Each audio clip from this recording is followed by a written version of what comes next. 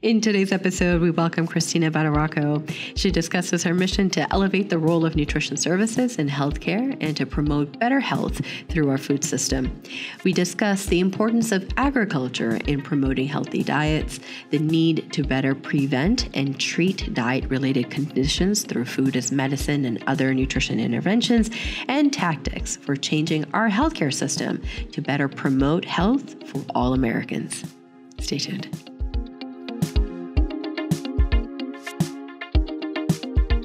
Christina Badaracco is a healthcare consultant at Avalere Health, focusing on evidence generation, quality measurement, and elevating the role of nutrition in healthcare. She also regularly writes, teaches, and presents about nutrition, culinary medicine, and sustainable agriculture. Welcome, Christina. Thank you so much for having me. An absolute pleasure. Christina, I first want to start out by just asking you a little bit more about your background and just learning a little bit more about a few specific projects, initiatives that you have led to really improve the delivery of healthcare and health outcomes through nutrition and what your work has been like there.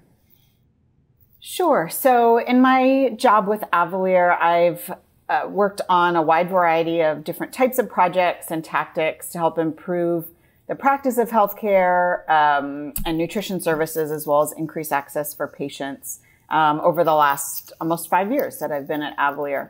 And so I'll talk about a few different types. So I've worked on a couple of projects focused on strategies for medically tailored meal providers as part of this growing food as medicine movement. To help them expand their markets and help better reach all different types of patient populations.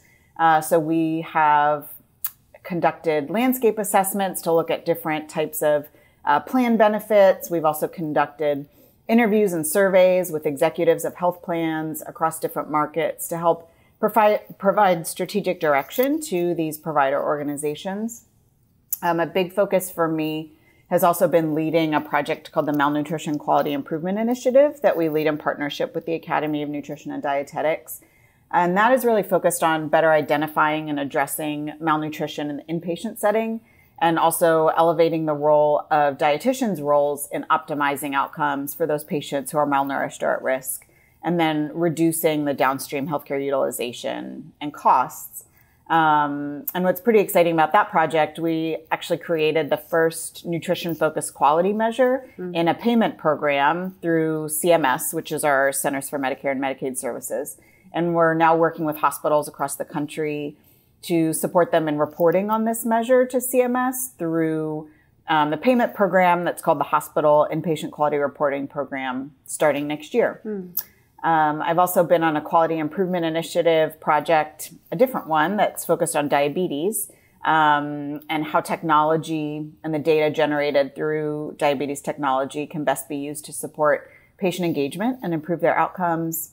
We're doing a really exciting project now focused on physical activity and what types of benefits are offered through providers and also payers, and potential means to advance opportunities in the healthcare space, including through a concept of prescriptions, physical activity prescriptions, which is pretty exciting.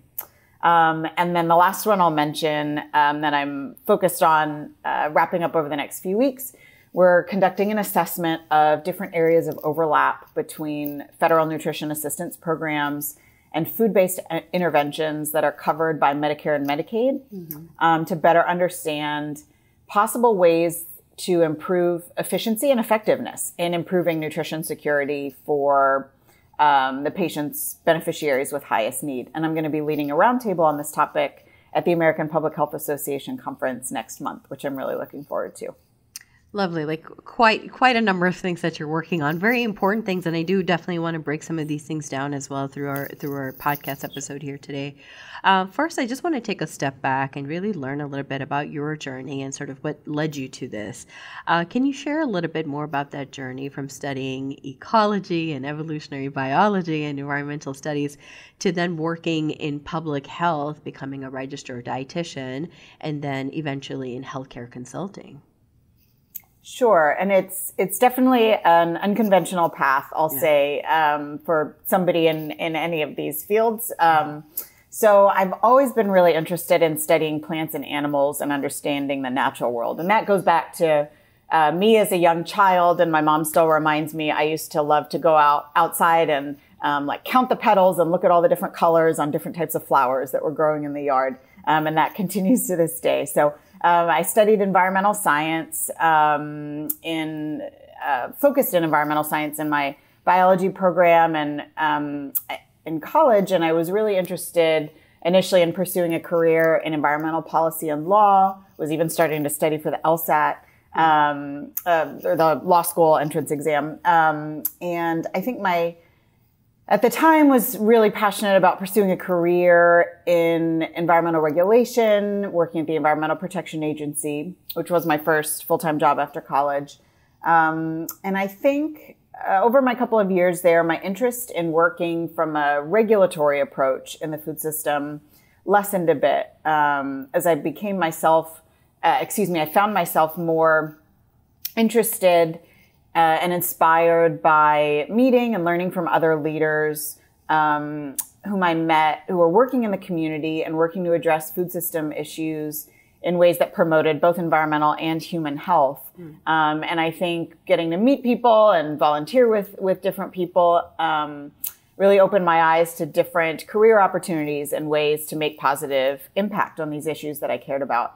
So I decided to go back to graduate school, focus in public health, and especially in nutrition, and also to become a registered dietitian, to get that RD credential so that I could really obtain that clinical expertise and credential. I think another motivating factor for me was really my own personal journey after having grown up significantly overweight and certainly experienced being teased about that as a child. And it really took, I think, the couple or few years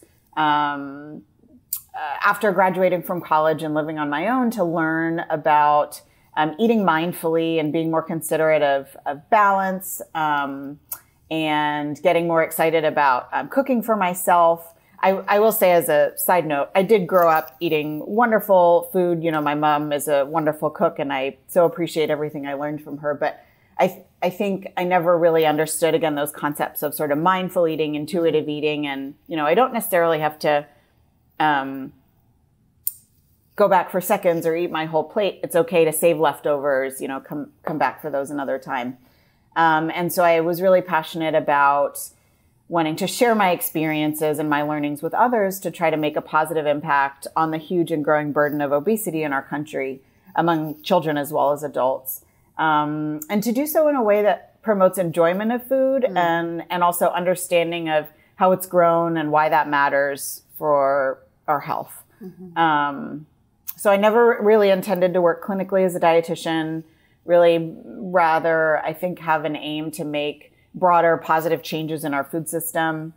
I don't think, even probably as of the morning I first heard about the company where I now work, I had never heard of healthcare consulting. I don't think most dietitians have. And I won't take a lot of time describing this today, but it was really kind of an uncanny meeting at a conference here in DC, literally the day I moved to DC, that ended up leading to my current role. And so in healthcare consulting over the last 5 years, I'm certainly learning so much new information, new skills on the job every day. And I really appreciate the opportunity to work in this unique space and continue to seek ways to prioritize nutrition among the decision-making groups and audiences in the healthcare community.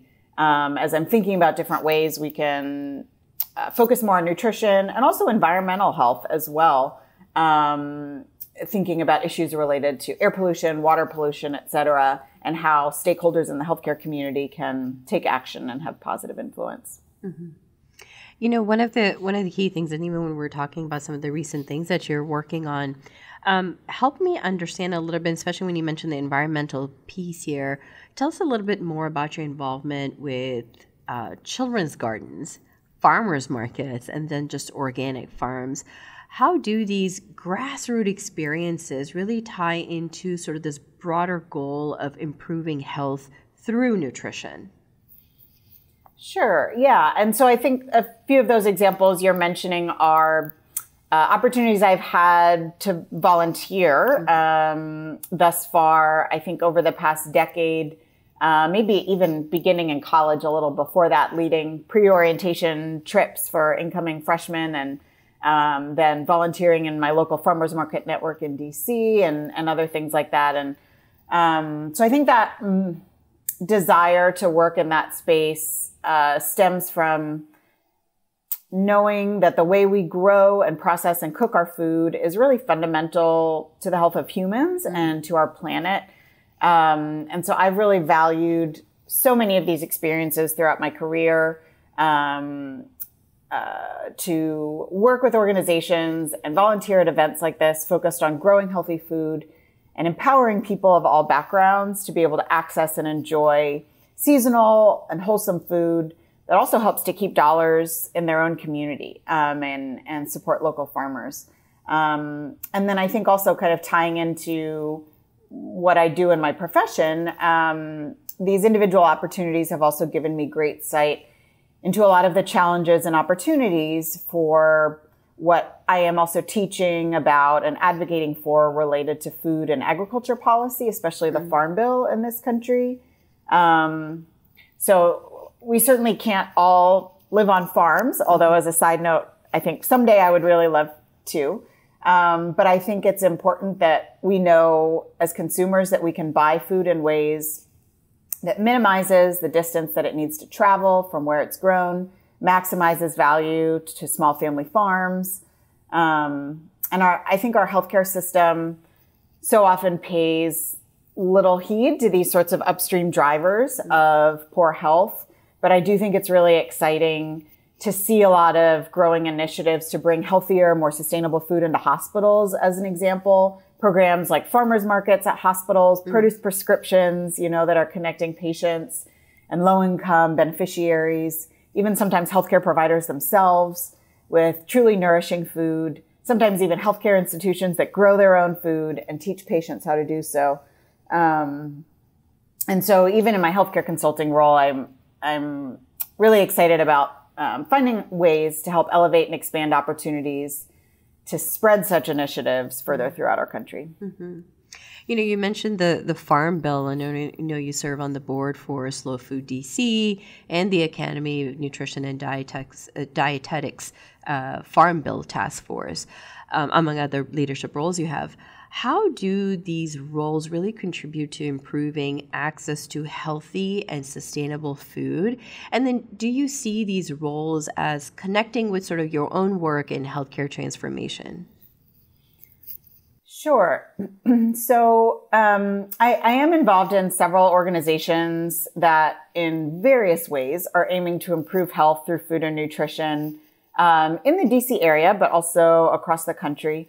Another role, I am the president-elect of DC MAND, which is the DC affiliate of the Academy of Nutrition and Dietetics. And through that role, I'm also seeking to connect and empower dietitians in this area as we're learning and collaborating to optimize our impact. Also involved with the DC Food Policy Council's Nutrition Education Subcommittee, working on different ways to enhance access to nutrition education, including from registered dietitians across the district. And then the couple of specific examples that you gave, one role is with the local board for the actually international organization called Slow Food. So I work with a really inspiring team to promote and celebrate local, seasonal, sustainable food sources that are also working to preserve culinary traditions of the diverse populations throughout the DMV region, and then really support the right to enjoy clean and fair food for everyone. And then in my role with the Farm Bill Task Force, as one area I think I focus in related to the Farm Bill, I've been applying my expertise in the Farm Bill and its myriad different influences on nutrition, as well as in advocacy and strategic planning to help develop the Academy's strategic priorities for the Farm Bill, which was, I think, due to be signed, reauthorized this year, although it looks like it's probably going to be happening in next year due to various delays this year. Why the Farm Bill is so important to the health of patients served by dietitians across the country, and then suggestions about what we can do about it, regardless of our area of work. I certainly work in a very non-traditional setting as a dietitian, and dietitians can work in any area. And I think it's so important that we all know our work is affected by the food system and can positively affect the food system, whatever it is that we do. And so I think while a lot of these different roles are not necessarily directly related to my full-time job in healthcare consulting, I'm always eagerly looking for ways to find areas of overlap and then think strategically about ways to bring them together for the betterment of our country. Mm-hmm. And I think one example is what I mentioned several years ago, preparing for this roundtable at the American Public Health Association, looking at the overlaps between our federal nutrition assistance programs and the benefits provided through our public insurance plans. The largest program by far funded through the Farm Bill is SNAP, or formerly known as food stamps. And there's a lot of attention from different sides of the aisle on ways we can make that program more effective and more efficient. And so I think it is really important to kind of think strategically about ways to optimize that program and think about what are other programs serving similar populations and how can we best optimize nutrition in terms of access and also outcomes for people receiving these benefits. Truly. And, to some of the work that you also spoke about, I'm curious to even understand and get your take on this, because we know, so what we know at the core of where things stand today is that nutrition security, for instance, is a big issue. It's not only about foods, but it's about like nutrient-dense foods, for instance. How did we sort of get to where we are, I think, is a bigger question in my mind, to where we're even looking at all of these different policies that need to happen, that need to sort of be implemented. And I know the Dietetics Association is also doing some work in that space. But help us understand the state of affairs today, in that this advocacy work is needed to even begin with. Where are some of those sort of core gaps that you see that still exist? Sure. So I think to kind of, offer a big picture, our healthcare system and our food system provide so few incentives for healthy diets and other behaviors that optimize good health. The agricultural subsidies that we're funding and structures in our healthcare system, as I mentioned before, are not really designed to address upstream causes of poor health. And unfortunately, in many ways, I think kind of make it easier and less costly in the short term, for consumers and patients to be able to access, buy, consume unhealthy foods, and then to unfortunately need to be treated for many of the poor health outcomes that result.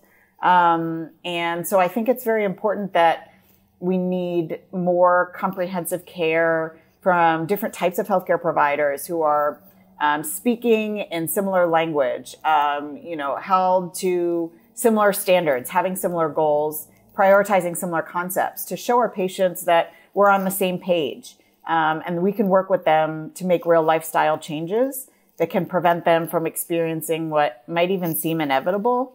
And then also, I think there's also room for improvement in sort of setting a good example in terms of the behaviors, the practices by healthcare providers, in terms of what they're doing in their own lives, also what is served and promoted in healthcare settings. I mentioned before some exciting work happening, getting healthier food into healthcare settings. And so I think, again, sort of alignment across these different types of healthcare providers. I think there's a bit more we can do in terms of sort of practicing what we preach, setting more norms around healthy eating, not making it seem like nutrition and healthy eating are kind of a punishment, but rather something exciting, something to be embraced. And then I guess maybe on sort of a related topic as well, I think when we start to do more of that, it will also be important and helpful for patients and consumers to ask for more healthy food. And when they buy healthy food in farmers markets and grocery stores, that will show market demand and help to therefore sort of present opportunities to increase supply. I think also seeking opportunities like healthy cooking classes. You mentioned before, I work in the culinary medicine space. So though I think such opportunities are increasing, again, expressing interest, asking for classes and showing up and registering at clinics, markets, workplaces, and more, because that will show big food companies and payers and farmers and even our government that there is really this motivation and desire for more services to be offered and covered. And this will just kind of create kind of a positive feedback loop. And so that's something I think is also an opportunity to help bring about some more of this positive change. I love that approach around empowerment and sort of the individual sort of making a case for themselves of like why they need the food, the good quality foods, for instance, that they need. It also seems on the flip side that the system is just really not set up in that way, which is so unfortunate. And I think you hit the nail right on the head. What can healthcare professionals do? I know you mentioned a couple of things, but what are some, how can healthcare professionals really be able to help in this transformation that is needed to prioritize nutrition? Yeah, absolutely. So I guess, first of all, I can mention that registered dietitians are, the experts in this space in nutrition. And so I think there is a lot of exciting work, sometimes involving professional associations and sometimes through kind of grass efforts. But I would say not all dietitians are necessarily engaged in efforts, whether it be in sort of policy advocacy or collaborative efforts to advance our profession.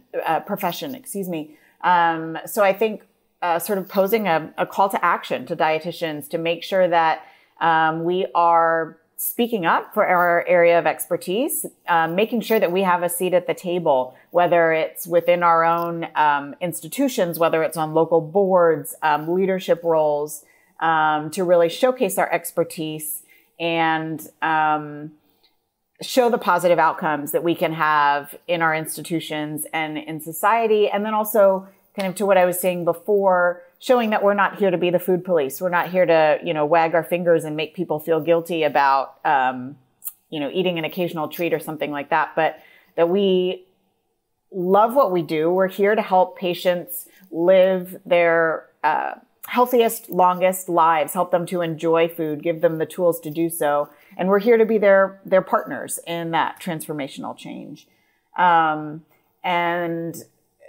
As for other types of healthcare providers, I think this is another area I'm passionate about, is educating and empowering other types of healthcare providers to work in this space as well and really be a part of interprofessional teams. And so, I'm actually next week going to the Obesity Medicine Association conference and leading a culinary medicine workshop. And most of the folks that come to that will be physicians, but I know we have a few other types of providers, some nurse practitioners, pharmacists and others.